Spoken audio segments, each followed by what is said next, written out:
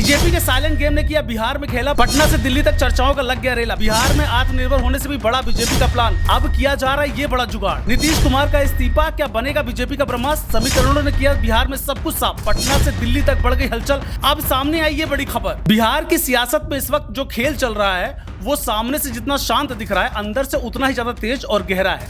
ऊपर से सब कुछ सामान्य लग रहा है, लेकिन अंदर खाने ऐसा साइलेंट गेम खेला जा रहा है जिसने पटना से लेकर दिल्ली तक हलचल मचा दी है। नीतीश कुमार का राज्यसभा जाना और मुख्यमंत्री की कुर्सी को लेकर बना सस्पेंस, इन सब के बीच बीजेपी ने ऐसा दांव चला है जिसे समझना हर किसी के लिए आसान नहीं है। सवाल अब यही है कि क्या ये सिर्फ सत्ता परिवर्तन की तैयारी है या फिर इससे भी बड़ा कोई खेल रचा जा रहा है। नमस्कार, मैं हूं आपके साथ बबली।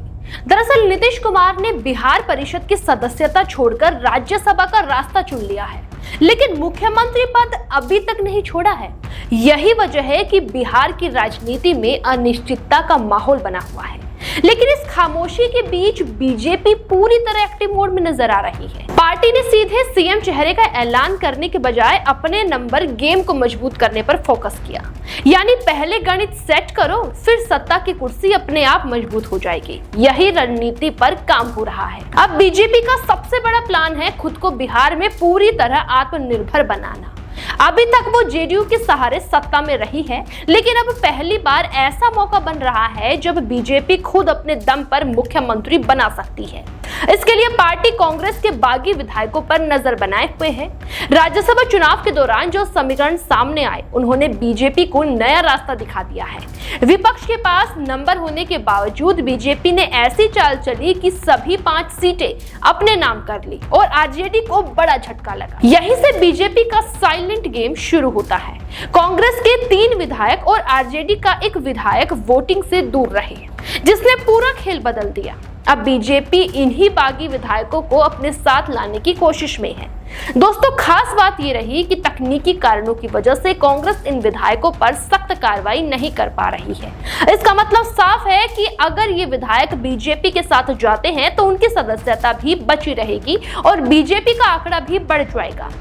अब अगर पूरे नंबर गेम को समझे तो तस्वीरें और भी ज्यादा साफ हो जाती है। बीजेपी के पास 89 सीटें हैं और उसके सहयोगी दलों के पास 28 विधायक हैं, यानी कुल संख्या 117 पहुंचती है। बहुमत के लिए 122 का आंकड़ा चाहिए और ऐसे में बीजेपी सिर्फ 5 सीट दूर है। अगर कांग्रेस के 4 विधायक भी साथ आ जाते हैं तो बीजेपी जेडीयू के बिना ही बहुमत के करीब पहुंच सकती है। यही वजह है इस पूरे खेल को साइलेंट गेम कहा जा रहा है, क्योंकि बिना शोर किए सत्ता का पूरा समीकरण बदला जा रहा है। दोस्तों, इस पूरे घटनाक्रम ने बिहार की राजनीति में एक नई हलचल जरूर पैदा करती है। एक तरफ जेडीयू पर निर्भरता कम करने की कोशिश हो रही है, तो दूसरी तरफ भविष्य की राजनीति को ध्यान में रखते हुए मजबूत नींव रखी जा रही है। खास बात यह है कि केंद्र में भी जेडीयू का समर्थन बीजेपी के लिए जरूरी है, लेकिन राज्य स्तर पर बीजेपी खुद को मजबूत बनाकर अलग पहचान बनाने की कोशिश कर रही है। फिलहाल बिहार की सियासत एक ऐसे मोड़ पर खड़ी है जहां हर कदम बेहद सोच समझ कर उठाया जा रहा है। बीजेपी का ये साइलेंट गेम कितना सफल होता है ये तो आने वाले दिनों में साफ हो जाएगा, लेकिन इतना जरूर तय है कि इस बार खेल सिर्फ कुर्सी का नहीं बल्कि पूरी राजनीति की दिशा बदलने का है।